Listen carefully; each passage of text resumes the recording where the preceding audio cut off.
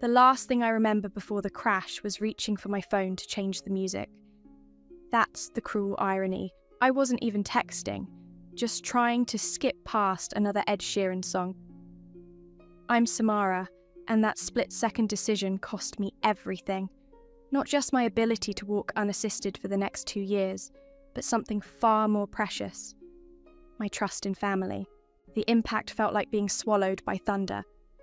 Metal screamed, glass exploded, and my world spun into darkness.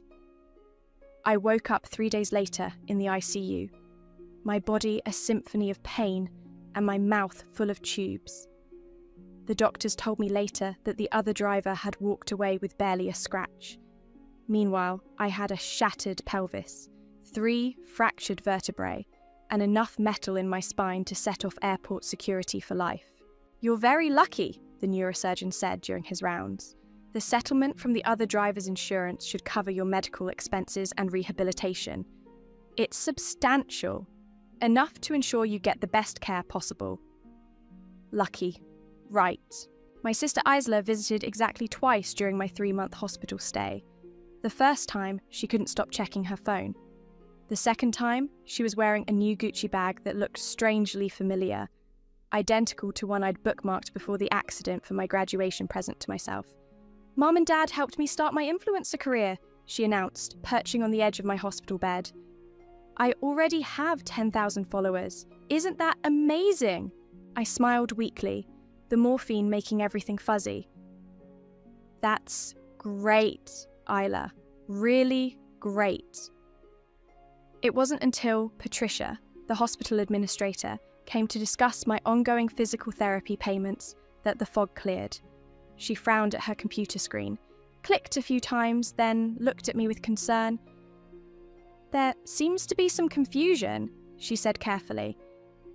"The settlement funds were accessed 2 months ago. Multiple large withdrawals." "That's impossible," I said. "I haven't touched that money." "The withdrawals were authorised by your parents. As your legal guardians while you were incapacitated, they had full access to the account." The room started spinning again, but this time, it wasn't from medication. "How much is left?" Patricia's silence told me everything. I confronted them that evening when they came for their daily visit. Mum was arranging flowers, always arranging flowers as if pretty petals could fix everything. "Where's my settlement money?" My voice cracked. Dad didn't even look up from his phone. "We made some investments." "In what?" "Your sister's future," Mum jumped in, her voice syrupy sweet. "Isla has such potential, sweetheart. The sponsorships, the brand deals. She just needed a little boost to get started. We're thinking of the whole family." "The whole family?" I gripped my bedsheet so hard my knuckles went white. "I can't walk. I need years of physical therapy." "Don't be dramatic," Dad sighed. "You're young, you'll bounce back." "We'll help you," Mum added quickly, "once Isla's career takes off. Get out." The words came out like ice. "Samara, don't be like this. Get out!" They left, Mum crying theatrically, Dad muttering about ungrateful children. I lay there surrounded by beeping machines and wilting flowers, feeling more alone than I ever had in my life. 2 weeks later, I was discharged to a cheap basement apartment, the best I could afford on my maxed-out credit cards. The final blow came at CVS, trying to fill my pain medication prescription. "I'm sorry, Miss Mason," the pharmacist said gently. "Your card has been declined." I stared at the little orange bottle sitting on the counter, containing the pills that would let me sleep through the night without screaming, the pills I couldn't afford. "Could you try it again?" I whispered, knowing it was useless. The pharmacist swiped again. The machine beeped its rejection. My phone buzzed, a notification from Instagram. With trembling fingers, I opened it to find a new post from Isla, a sunset photo on some tropical beach, cocktail in hand. The caption read, "Living my best life, so blessed to have an amazing support system. Blessed family, first influencer life." I dropped my phone. not caring when the screen cracked against the pharmacy's linoleum floor. The physical therapy appointments I couldn't afford, the medications I couldn't pay for, the accessible apartment I couldn't rent, it had all gone to fund my sister's best life. The pharmacist was still watching me, concern etched on her face. "Is there someone you can call?" I laughed, a hollow sound that scared even me. "No," I said, turning my wheelchair towards the door. "There's no one left to call." My basement apartment smelled like mold and broken dreams. The landlord called it garden level, but the only garden I could see was the patch of weeds pressing against my single window. At least the rent was cheap and the building had an elevator, even if it broke down twice a week. I was scrolling through Ila's Instagram again.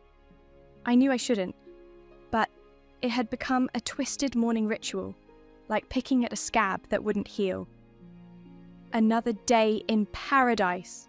Thessa blessed," her latest post declared, showing her lounging by an infinity pool in Bali. The comment section was full of heart emojis and goals responses from her growing army of followers. My phone rang. Gemma, my physical therapist. "You're late for your session." "I can't come today," I said, trying to keep my voice steady. The para-transit service cancelled again. "I'm picking you up," she replied. "Be ready in 15. True to her word, Gemma arrived in her beat-up Honda Civic. She took one look at my phone screen and snatched it away. "This isn't healthy," she said, tossing it into her back seat. "You're torturing yourself."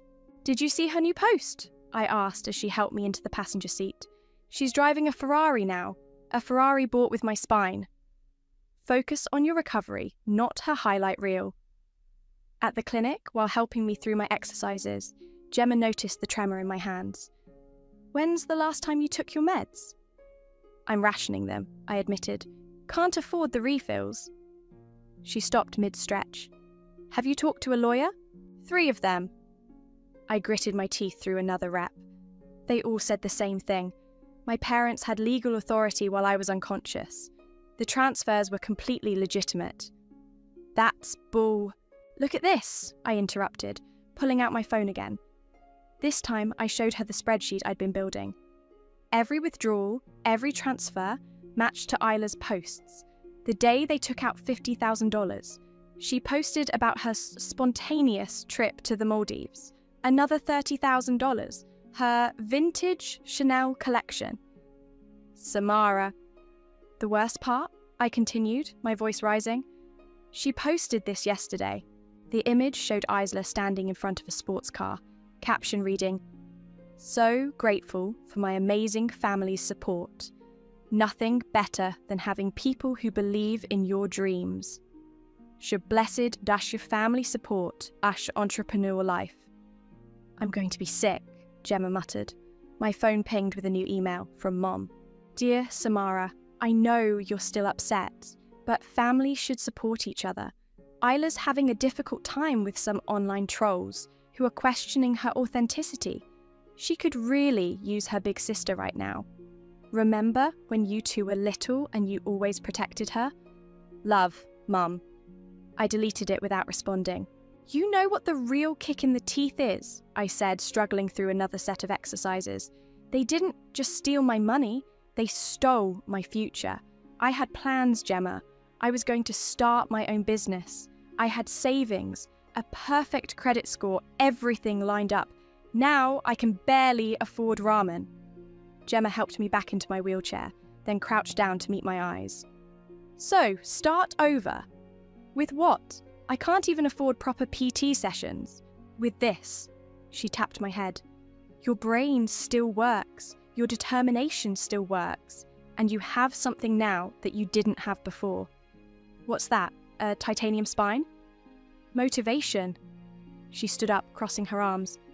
"I've seen you analysing every post, tracking every dollar. You're smart, Samara. Too smart to waste your energy on Instagram stalking. Use that anger, build something." "Like what?" "Like something that helps people like you. People who need support but can't access it. People who've been..." She paused, choosing her words carefully. Overlooked. My phone pinged again. Another notification from Isla's account. This time, it was a sponsored post for some sketchy weight loss tea. The comments were already filling with angry responses about promoting dangerous products. I need help, I heard Gemma say distantly. One of my patients found this great coding boot camp, but they need someone to test their accessibility features.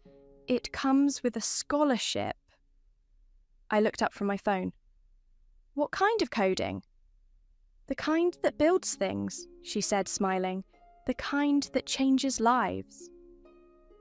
For the first time in months, I felt something other than rage or despair.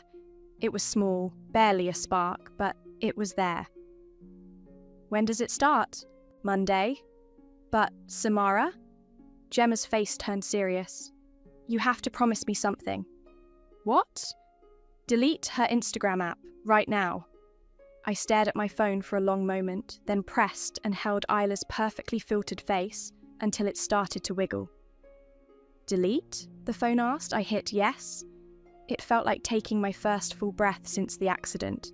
The coding bootcamp classroom was on the 3rd floor of a converted warehouse. Thankfully, they had a reliable elevator, the first thing I checked when I applied. The scholarship covered tuition, but getting there meant taking 3 different buses. Worth it. Today, we're working on accessibility features, our instructor announced. Partner up. Everyone quickly paired off, leaving me and a guy in the corner who looked like he hadn't slept in days. He wheeled his chair over, an actual office chair, not like mine. I'm Clay, he said, extending his hand. Fair warning, I've already crashed the server twice this week. I liked him immediately. We were tasked with creating a website that would work for users with various disabilities. While others focused on basic screen readers, I found myself sketching something different. What's that? Clay peered at my notebook. An app for tracking physical therapy exercises, but with AR features to ensure proper form. I showed him my rough drawings. See? It would use the phone's camera to analyze body positioning, then give real-time feedback, like having a PT watching you. That's actually brilliant. He grabbed the notebook, adding his own notes. We could add progress tracking, pain level monitoring, direct communication with healthcare providers. You sound like you've thought about this before. My mum had a stroke last year, he said quietly. Her insurance only covered 6 weeks of PT. After that, he shrugged. We couldn't afford more. We spent the next 3 hours coding well past class time. Clay had a knack for back-end development that complemented my focus on user experience. By the time we finished, we had a rough prototype. This could help people, he said, staring at our work. Like, really help people. It could, I agreed, if we had funding. I know some people. He started typing frantically. There's this startup accelerator program. My phone buzzed, an email from Mum. Samara, please call us. Isla's in trouble. Some horrible people are attacking her online for promoting those wellness products. Her sponsors are dropping her. We need your help. You're good with computers now, right? Maybe you could help fix her reputation. Love, Mum. I deleted it without opening the attachments. Everything okay? Clay asked. Family drama, nothing important. I turned back to our project. Tell me more about this accelerator program. The next few weeks became a blur of coding, pitching, and prototyping. Gemma helped us test early versions with her patients, providing crucial feedback. Each iteration got better, more intuitive. The tracking feature saved me an hour of paperwork, she said after trying version 3.0. And my patients love the gamification elements. We named it Elevate Mobility. Clay handled the business side while I focused on development. My physical limitations became an advantage. Who better to design accessible tech than someone who needed it? We got in. Clay burst into our makeshift office. Really, just a corner of the boot camp classroom we'd been allowed to use after hours. the accelerator program. They want us to pitch next week. I was about to respond when another email arrived. From Isla this time, not Mom. Sam, I know we haven't talked, but I'm desperate. Everything's falling apart. My followers are leaving, my sponsors want refunds, and Dad's investments didn't work out. Mum's crying all the time. Please, you're my sister. You have to help. Clay noticed my expression. Bad news? No, I said, deleting the email. Just spam. We spent the next week perfecting our pitch. The night before the presentation, Clay found me still working at midnight. You need to rest, he said. Just one more feature. I showed him the new module I'd been developing. See? It tracks not just physical progress, but emotional well-being too.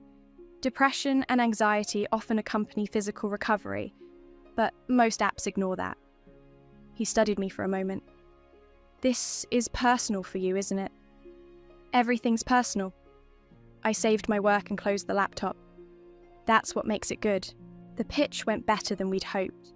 The investors didn't just get it, they loved it. One of them was in a wheelchair himself. This could change lives, he said, writing a check that made my hands shake. When can you start? As we celebrated that night, my phone buzzed one last time. A news notification. Social media influencer faces legal troubles over fraudulent product claims. I didn't need to read the article to know it was about AITA. To elevate mobility, Clay raised his glass, and to helping people help themselves. I touched my glass to his, watching the lights reflect off the liquid inside. To karma, I added quietly. He didn't hear me, but that was okay. Some toasts are better kept to yourself.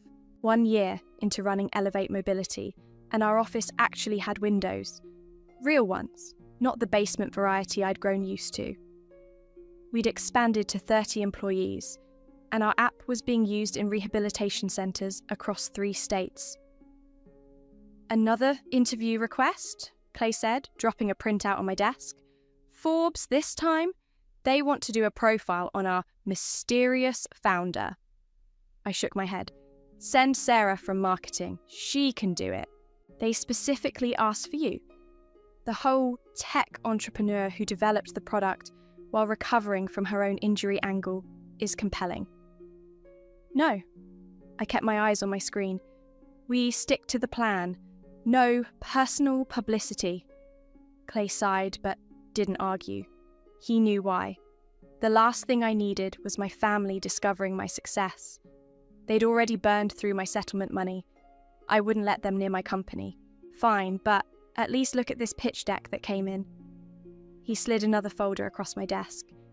Interesting proposition.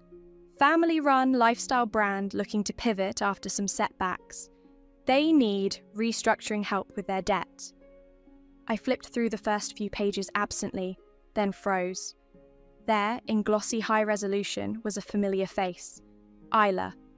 Older, wearing less makeup than in her influencer days, but unmistakably my sister. Something wrong? Clay asked. I closed the folder carefully. Who sent this? Some guy named Harlan Boyd. Says he represents distressed assets. Wants to meet about potentially selling us their debt at a discount. He leaned against my desk. Could be interesting. We've been talking about diversifying our investments. My mind raced. Through careful searching, I'd kept tabs on my family's downfall. Isla's influence had crumbled after the weight loss tea scandal. Dad's investments had tanked. They'd mortgaged their house to cover mounting debts, then mortgaged it again.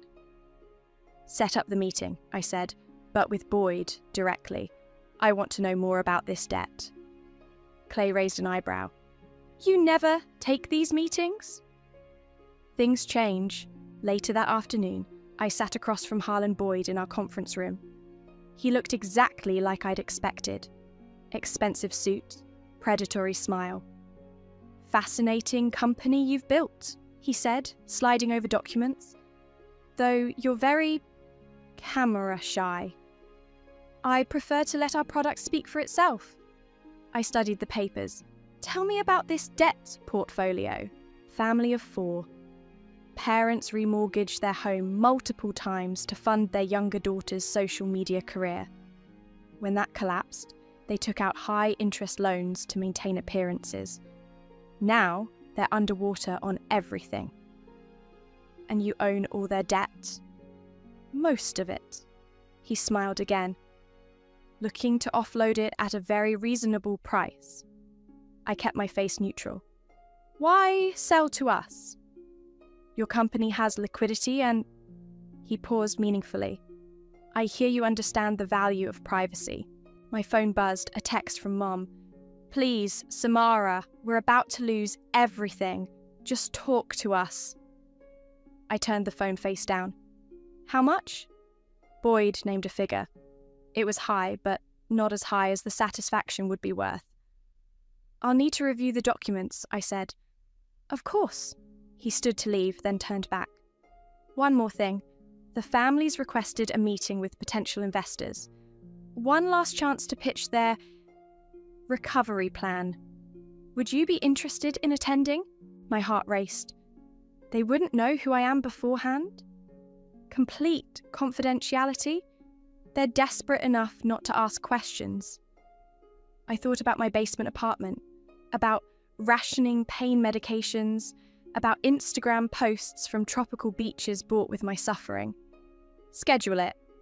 After Boyd left, Clay came in. So, we're buying it. The debt. Why? It's not even tangentially related to our business model. I stared out those real windows at the city below. Sometimes opportunities aren't about business models. Samara. His voice turned serious. Do you know these people? Set up the purchase through a shell company, I said, ignoring his question. Maximum privacy protocols? This feels personal. I finally looked at him. Everything's personal, remember? That's what makes it good. He studied me for a long moment, then nodded slowly.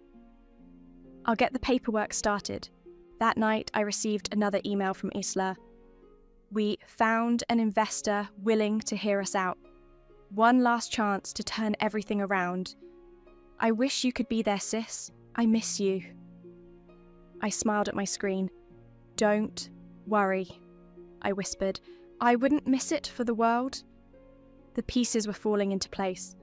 Soon, very soon, I'd show them exactly what their smart, successful daughter had become. And this time, I'd be the one holding all the cards. I opened my calendar and marked the meeting date with a single word. Karma. The debt transfer is complete, Boyd said, sliding the final paperwork across my desk. Congratulations. You now own everything they owe. I picked up the stack of documents. Their entire financial history laid bare. Every desperate loan, every missed payment, every attempt to prop up Isla's failing influence empire. Tell me about their current situation, I said. Boyd's smile widened. They're living on credit cards. The house is worth less than they owe. Your sister, yes, I know who you are, tried launching a skincare line last month. It flopped spectacularly. And my parents? Your father's trying to day trade cryptocurrency. Your mother's selling MLM products to her friends. They're drowning. My phone lit up with a text from Clay. Are you sure about this? I ignored it. The meeting is scheduled for next Thursday, Boyd continued. They're expecting to pitch to a private equity group. Should be quite the show. Have they asked about the investor's identity? They're not in a position to ask questions. He stood to leave, then paused. I've seen a lot of revenge plays in my line of work, but this one, he whistled low. This is art. After he left, I pulled up Isla's latest social media attempts. Her following had dropped from millions to barely 10,000. Her most recent post showed her forcing a smile while holding a bottle of sketchy-looking supplements. Sometimes life knocks you down, her caption read, But real influencers keep influencing. DM me for your discount code. I shall blessed ensure never give up. I will girl boss. The comments were brutal. Didn't you get sued for your last scam products? How desperate can you get? What happened to all your luxury vacations? My office door opened. Clay walked in without knocking. I figured it out, he said. They're your family. I didn't deny it. Does that change anything? It explains everything. He sat down heavily. The privacy protocols, the shell company, why you never do interviews. He leaned forward. What are you planning? Justice.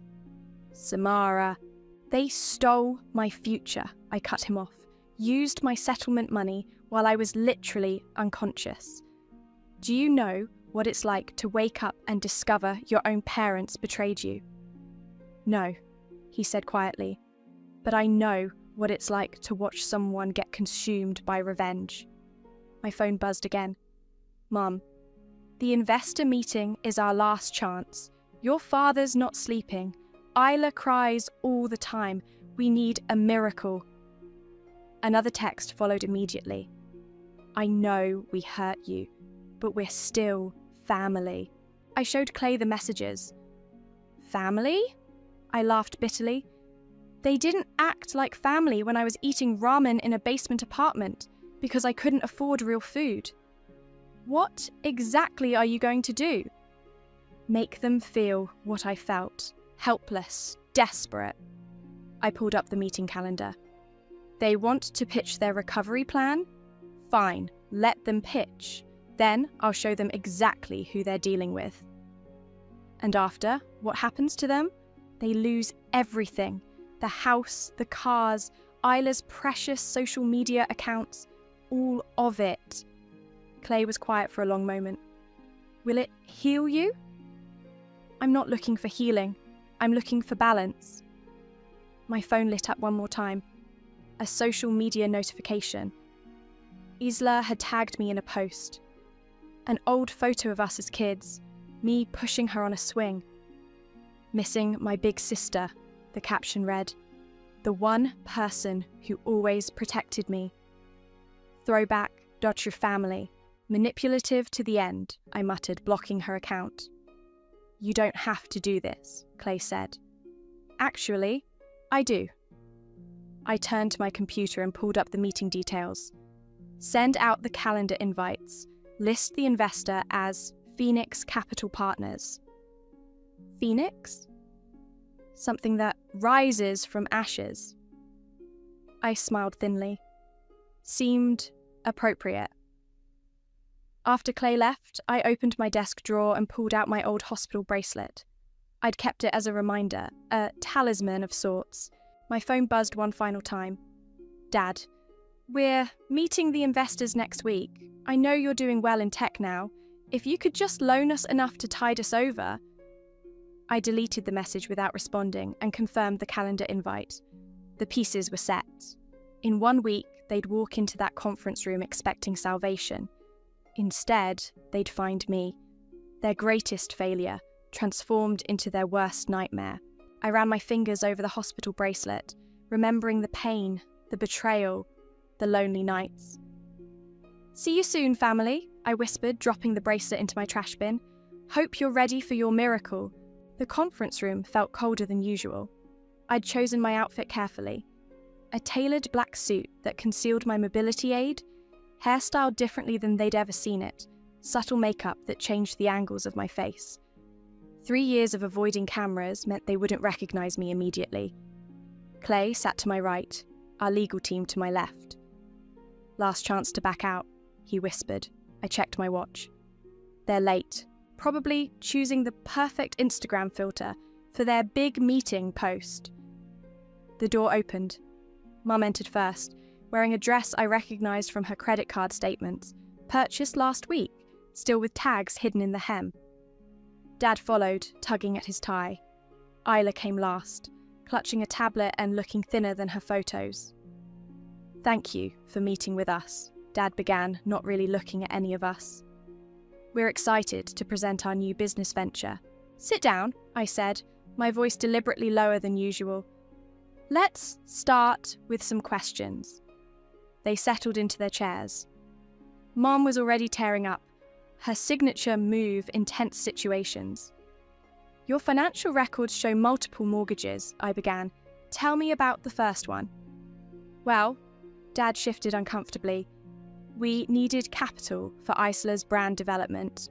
March 15th, 3 years ago, I interrupted. The day you withdrew $250,000 from a medical settlement account. Remember that one? The colour drained from his face. I don't know what you're talking about, he stammered. I opened a folder and pushed documents across the table.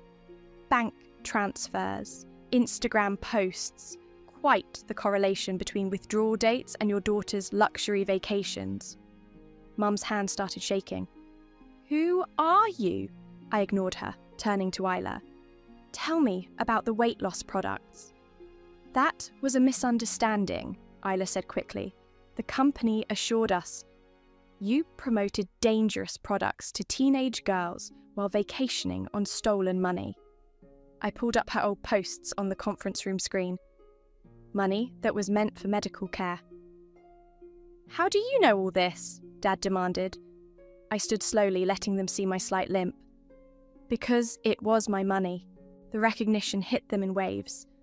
Mum gasped. Dad's face went from white to red. Isla dropped her tablet with a clatter. Samara, she whispered. Hello, family. I smiled without warmth. Surprised to see me walking. I managed that without the physical therapy I couldn't afford. Amazing what determination can do. Sweetheart, Mum reached across the table. We can explain. No need. I pushed another document forward. I own your debt now, all of it. The house, the cars, the failed business loans, everything. That's impossible, Dad sputtered. You couldn't afford. I'm the CEO of Elevate Mobility. I gestured around the office. This is my company, the one I built from nothing, while you were spending my settlement on private jets and designer bags. Isla started crying. Not her usual pretty tears for Instagram, but ugly, mascara-running sobs. We were going to pay it back, she choked out. Once I got more sponsors. Your sponsorships are gone. Your followers know you're a fraud. And now, I clicked a button on my laptop. Your accounts are mine too, part of the debt acquisition. Her phone buzzed. She looked down and screamed. All her social media accounts were simultaneously deactivated. You can't do this, Dad stood up, his face purple. We're your parents. Sit down. My voice could have frozen fire. You stopped being my parents the moment you stole from your disabled daughter. Mum was fully crying now. We were trying to help Isla reach her potential. While I ate ramen in a basement, I pulled up more documents. Here's what's going to happen. You'll surrender the house, the cars, all assets. You'll sign everything over quietly, or I'll take you to court and make every detail public. You'd destroy your own family? Dad's voice cracked. You did that already. I stood again, steadier now. You have 24 hours to decide. Sign the papers or I release everything, including Isla's deleted posts promoting those dangerous products. Samara, please. Isla reached for me. I'm your sister. My sister? I laughed coldly. My sister watched me struggle to survive and posted beach selfies bought with my pain. The papers will be delivered to your house tonight. Choose wisely. I walked to the door, my slight limp a reminder of everything they'd done. At the threshold, I turned back one last time. Oh, and Mom. Those tears might work better if you hadn't practiced them in your influencer coaching sessions. The receipts for those are in the file too. I left them there, surrounded by the evidence of their betrayal, and felt nothing but ice in my veins. Clay followed me out. You okay? No, I said honestly. But I will be. They signed the papers at exactly 23 hours and 42 minutes into their deadline. Our lawyers delivered them to my office, where I sat with Clay and Gemma, who'd insisted on being there. "It's done," Clay said, reviewing the signatures. "They surrendered everything." Gemma squeezed my hand. "How do you feel?" Before I could answer, my office door burst open. Isla stood there, mascara streaked down her face, wearing clothes I'd never seen her post on Instagram. 2 minutes, I said to the security guard who'd followed her. "Then escort her out." "Please," Isla stepped forward. "I can fix this. Let me work for you. I can do your social media, your marketing." "Like you marketed those weight loss products to teenagers." She flinched. "I've changed. I've learned." "The only thing you've learned is that actions have consequences." I kept my voice level. "Something our parents should have taught you years ago." "They were trying to help me. By stealing from me?" I pulled up her old Instagram feed. "Here's you in Bali the same week I had to choose between pain medication and food. Here's your vintage Chanel collection, bought while I was learning to walk again. Here's..." "I'm sorry," she screamed. "Is that what you want to hear? I'm sorry." "Sorry you did it, or sorry you got caught." She collapsed into a chair, all her influencer poise gone. "What am I supposed to do now? Where are we supposed to live?" "You'll figure it out." I did. "Mum and Dad are devastated. Dad's talking about bankruptcy." "I lived in a mouldy basement," I cut her off. "I took 3 buses to physical therapy. I built this company while fighting chronic pain. You'll survive." "We're still family," she whispered. "Family?" I laughed. "Let me show you something." I pulled up my company's user testimonials. "This is Amy, a car accident survivor who couldn't afford ongoing PT. Our app helped her recover. This is Marcus, who lost mobility after a stroke. He's walking again. This is Sarah." "I get it," Isla interrupted. "You're helping people. You're better than us." "No, I'm showing you what real influence looks like." I turned to face her fully. "You wanted followers? I have millions of users who actually benefit from what I create. You wanted to make an impact? I'm changing lives. That's the future you stole from me, and the one I built anyway." The security guard stepped forward. "Time's up." "Wait," Isla reached into her bag. "Your hospital bracelet. Mum kept it. I thought, maybe you'd want it back." I stared at the faded plastic band. "Keep it. Consider it a souvenir of the sister you used to have." After she was gone, Gemma broke the silence. "That was intense." "It's not over," Clay said, checking his phone. "Your mother's outside." "Of course she is," I sighed. "Send her in." Mom entered like she was walking to her execution. "Samara, baby." "Don't." I held up my hand. "If you're here to manipulate me with tears and memories, save it. I just want to understand. How could you do this to us?" Interesting question. I asked myself the same thing in that hospital bed. She sank into the chair Isla had vacated. "We thought we were investing in the family's future." "No. You were gambling with my future to fund Isla's fantasy." I pulled out one final document. "Sign this." "What is it?" "A non-disclosure agreement. Sign it and I won't go public with the story. Your choice." Her hand trembled as she took the pen. "You're so cold now. What happened to my sweet girl?" "She died in that car accident. The woman who woke up had to be stronger." After she signed, she stood to leave, but paused at the door. "Will you ever forgive us?" "That's the wrong question, Mom." I turned back to my computer. "The right question is, will you ever forgive yourselves?" The door clicked shut behind her. Clay and Gemma stayed silent as I stared at my screen, not really seeing it. Finally, Gemma spoke. "What now?" I pulled up our company's latest project, a nationwide initiative to provide free physical therapy apps to accident survivors. "Now?" I started typing. We help people. We build something meaningful. We do what I always wanted to do. And your family? Clay asked quietly.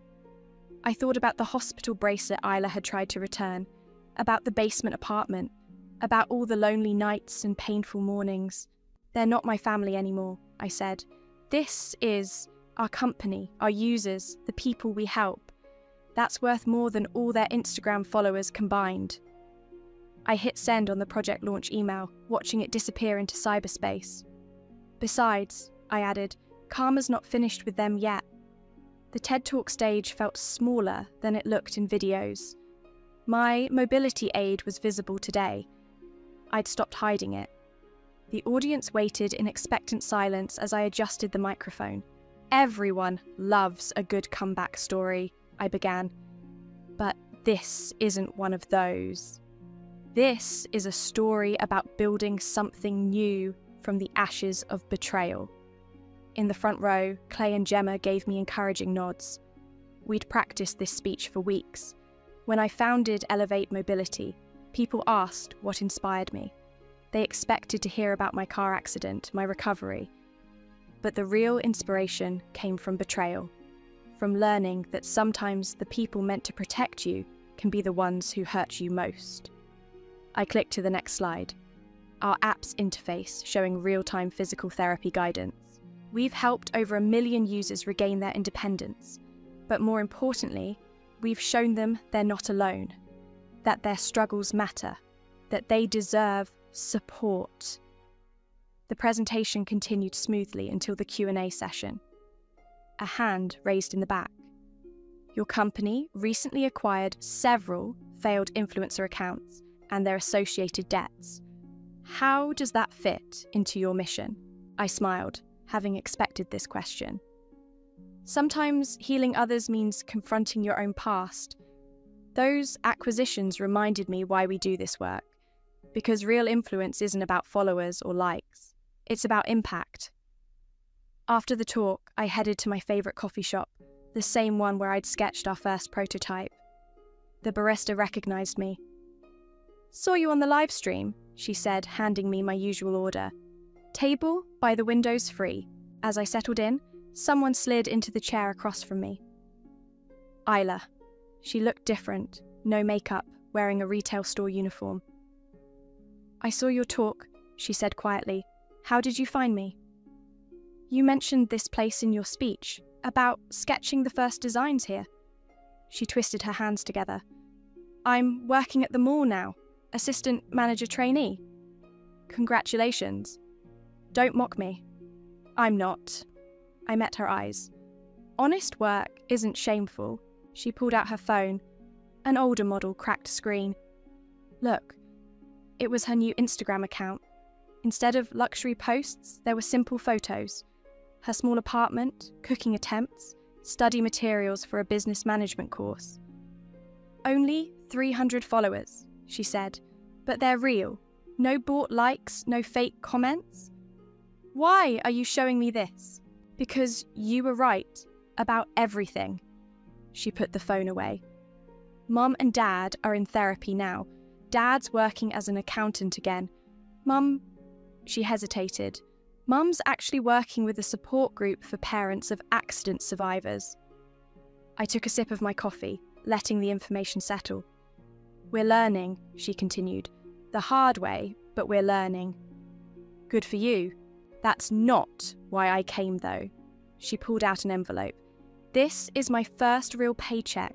I want you to have it. Keep it, please. It's not much, not compared to what we took, but..." "Isla." I pushed the envelope back. "Keep it. Use it for your courses." She started crying. Real tears, not the performed ones I remembered. "I don't expect forgiveness," she said. "I just wanted you to know we understand now. What we did, what it cost you." My phone buzzed. Clay sending updates about our latest project, a partnership with national rehabilitation centres. "It didn't cost me anything," I replied, showing her the message. "It showed me what I could build." She stood to leave, then paused. "Your app the free version for accident survivors. I've been recommending it to customers at work. Some of them actually use it. That's what it's for. After she left, I opened my laptop and pulled up our company dashboard. New user registrations were climbing. Reviews poured in from people sharing their recovery journeys. Clay called, "Ready for the hospital board meeting?" "On my way." I gathered my things, leaving a generous tip for the barista. Outside, the city felt different. Not because anything had changed, but because I had. The anger that had fueled me for so long had transformed into something else. Not forgiveness, exactly, but purpose. My phone buzzed again. A notification from Isla's new Instagram. A simple photo of her textbooks captioned, "Learning from mistakes. Starting over." I hesitated, then clicked follow. Not for her, not for redemption, but because sometimes moving forward means acknowledging when others do too. I headed toward the hospital, where our team was waiting to launch a program bringing rehabilitation technology to underserved communities. This was my real influence, my real legacy, and it was worth every painful step of the journey.